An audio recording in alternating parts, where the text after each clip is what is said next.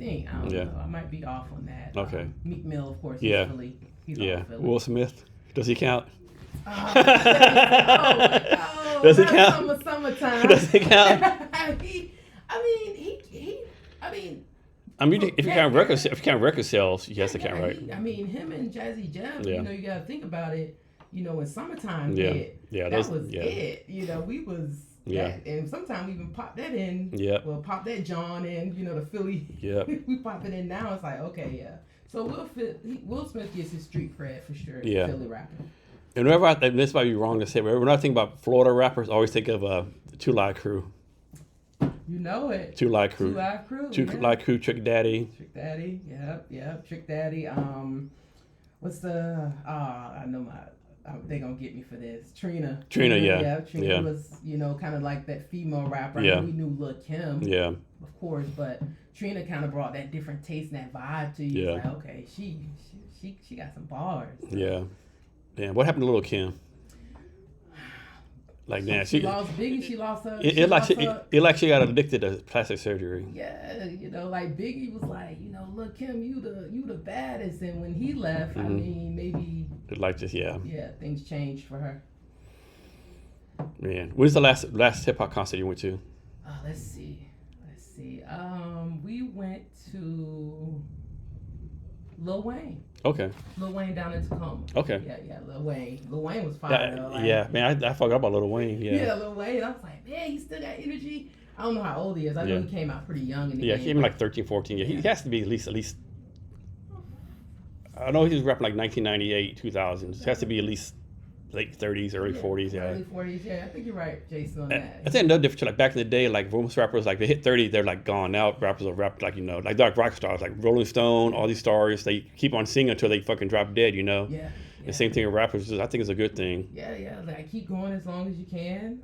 You know, keep dropping, you know, albums and stuff, because, you know, for like my group, you know, I'm mid-40s, I'm like, okay, LL Cool J, one of these cats, I'm like, okay, you're still doing your thing, so. Nice. So next, let's talk about your tattoos. How many tattoos you got? Let me see. One, like I'm counting out loud, Jason. 1, 2, 3. 3. Oh, that's it? That's it, yeah. Okay, yeah. nothing too crazy. Story, that like, mine too. Like I have a lot of tattoos. All my tattoos have some kind of meaning to it, right? Right. I haven't yet done like most people get drunk as fuck. Let's go to the tattoo parlor. Just put anything on there, right? Yeah. I haven't done that yet. Well, I actually did that, Jason. And, it's like this big atrocity on my neck. You know, it's like me and some buddies were out. My best friend. It was late, and back then, well, this was back in the day when you were young. It was a coin phrase you were like called a JIT. Yeah. So I was like, okay, let me put this tattoo that says JIT City, and now I'm like, oh man, I am like not. Yeah. Vibing with this, but it's there now, Jason. So you ever thought about doing a cover-up tattoo or something? Maybe we invest take off. I'll probably do all kinds of stuff. So what does the term equity mean? I think a lot of people get that confused also. Equity, yeah. Okay, equity for me is like, okay, you know, you got your business, you need some help. You say, hey, you know, like, I don't have $40K for you to do this for me. Look, I'm gonna give you some equity in this business, you know, and just a stake in my company. You know, you believing in what I'm doing. I believe you're a great fit, so I want to give you a cut. Okay. And did you take part in Founders Institute? Yes. Was that something recently you did, or recently? Yeah. Here in Seattle. It was kind of virtual, but it was based out of Bellevue. Okay. Was it run by Levi Reed or? That's my man. Yeah, that's a good guy. That's a good guy right there. Yeah. Was it a good experience for you or? Awesome experience. Yeah. I wouldn't. They still give you too much homework to do. Man, you know, you bring it up. That's traumatizing. I know, right? It was a lot. It was a lot of work. Like a lot of. Work. I know when I went through that, a thing where like. They give you homework, and like basically like if you got behind or failed some stuff, they give you extra homework, right? Yeah. So there's one lady in that class, right? She had New York City. She was trying to do a UX design business. Yeah. She had a full-time job. She worked 6 hours a week. She was a single mother, and she do FI and this extra shit. I said, "You're better than me. I am. I'm done. Ain't no way." Yeah. I was grinding it out. You know, like I was working a little bit when I started the program. You know, I got an 11-year-old girl at home. You know, she's rambunctious. You know, I got my 19-year-old. He's autistic. He's need support.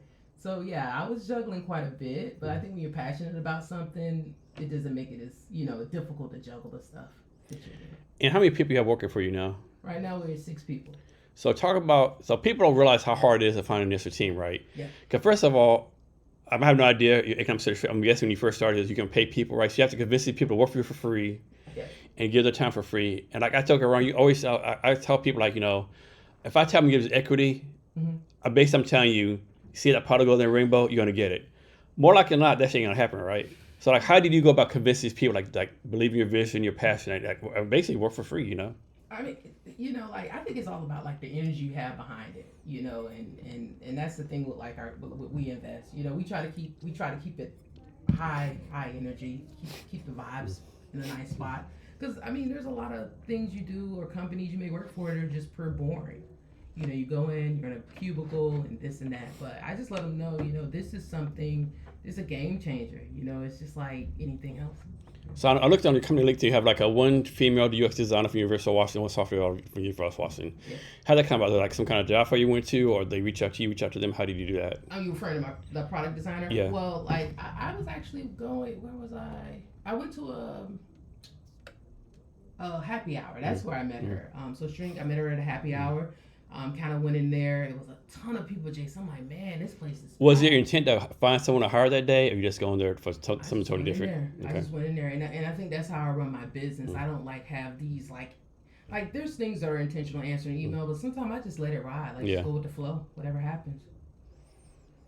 Yeah. So talk about the name of your company. Yeah. I'm guessing that means it's something significant, or. I think what happened is I woke up one day. I was in graduate school. I was at the end of the road and wasn't really seeing them hiring me for like a finance job at a JP Morgan and all that. I don't know if I really fit the MO. So I woke up one day and I said, We Invest. I just it came to me out of nowhere. And then my partner was like, what do you mean We Invest? I say, it's something that I think we need to build. But then I was like, maybe I'll spell this a little different. OUI. So it's like OUI, We Invest. So that's kind of how it came about. There's no deep rhyme or reason for it. But when it started, I said, will you draw me a logo for it? Because she got all the creative juice. I can't even draw a tree. Yeah, I'm the same way. I can't draw a stick figure. Yeah. So she drew the logo, and I think once that happened, I was able to see the vision, what it could be. So right now you focus on African American women and the LGBTQ plus community. So my question, why of course I'm guessing maybe it's because you're MVP, whatever, but why be so close now? Why not open to everyone? Like maybe economic disadvantaged people, or why that? I think and eventually we will venture into other, markets. I think that those two would be a good beachhead market because I understand, how those people, like I'm a black woman, I'm an LGBTQ woman, and when I cut on Bloomberg or CNBC, I never, you might see a black woman here and there, but you never really see people that identify with these groups on these particular finance channels. So I was like, we need to create something that is geared toward those particular groups of people. And so you just got your master's from Seattle University? Yes. Was it worth it? Is like getting a master's in finance is like the big thing now is a college education really worth it anymore, right? Oh, that's a good. I think a college education is really worth it. And I know a lot of people's like, oh, you can learn this stuff online. But the one thing I really, really cherish for my college education is the connections and the people that I met. I don't know about the book work, because most of it you can look online, you can open up a book, but I met some really cool people from different, walks of life, and that is what I feel like I paid for. The professors was good. I learned some stuff, don't get me wrong, but that people connection was everything for me. So next, getting really personal, talk about the story of your dad, how your dad influenced you to start this company. Right. Yes. So, and I can give you the brief story. It's on my website, but I was a kid. This is 1993. I'm a little kid, and dad comes in and he's excited. He has this windfall. So, my father don't really have a strong, educational background. He's from Jamaica. He's an immigrant. My mom made all the decisions. He did want to open a convenience store with that money. So he sit down, talk to mom, that's kind of where the direction it was taking. But one day he went out and he came back and he was like, you know what? Someone told me we need to buy like $7,000-8,000 worth of Microsoft stock. So I'm literally in another room and I'm listening to them at the dining room table, and mom is like, nah, we ain't doing that. I don't know if you're familiar with the show Good Times in Florida Evans. It's like, nah, we not doing that. I mean, like, there was like a thing on social media like how many times Florida Evans kept their family from doing things right. Because ethics, whatever, morality, like, are you kidding me? Like, Florida, like the money's right there. Like, stop it. He's going to get $100 to go preach on the road. Florida, what are you doing? Yeah, and that's a big thing. I remember, like, was Florida really a good mother, right? Like, all the stuff she did, I think just African-American mothers from a particular era, my mom went through civil rights and stuff. What's that term, though? What's it, something in the bush? Something in the hands bigger than two in the bush, something like that, yeah. yeah, I know it's a bird in the hand. Yeah. I know that saying, too. So it's like, he really, really believed in that vision of like, let's buy this stock. Of course, mom, aka Florida Evans, was like, no, we're not gonna do that. Yeah. And what's this Microsoft bullshit? Yeah. That's a fad. That ain't, that's like the tulip craze. Yeah. Okay, right. Yeah. I know, right? But so it did. But he didn't make the purchase. So if he would have made that purchase, you're talking about like $2 million. Yeah, easily. This thing is flipped, over and over. It's made splits and all this and that. So that's really what inspired me to create this startup, because I think the regret that he felt. Yeah. As he got older and, we got older, I think he would have loved to have $2 million. I mean, just the ego boost too, right? I was the first people in Microsoft. Yeah. And he, mom kind of talked him out of not knocking mom. That's what I'm saying. She's from that era. Black people, we don't do that. Investing's not for us. That's a game designated for a particular subset of people. Yeah. And unfortunately, it's definitely the mindset, right? 'Cause I know some, like, they're pretty well off, right? Like, they're really rich, right? Mm-hmm. And so, she has a kid and that's started college, right?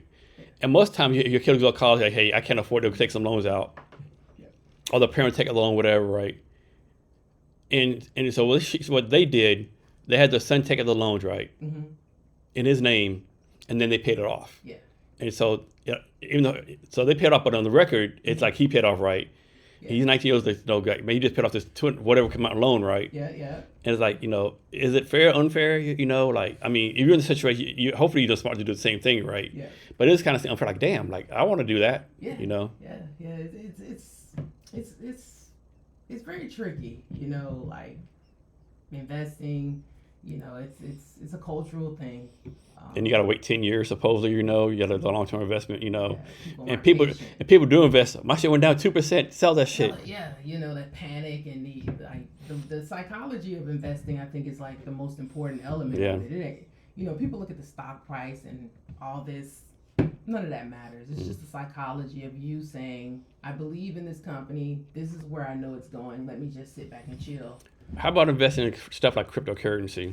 I think crypto's cool. I mean, if that's your thing, there's a lot of like people backing it. Bitcoin clearly had this massive jump. Yeah. Anything.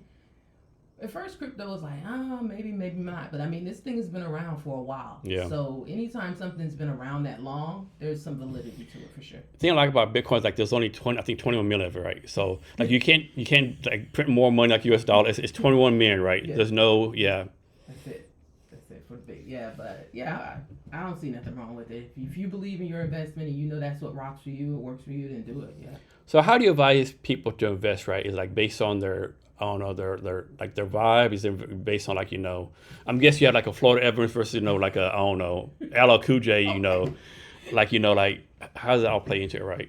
I mean, I'm a firm believer in investing in what you like. Like if you like Jordans, you're buying J's every time they come out.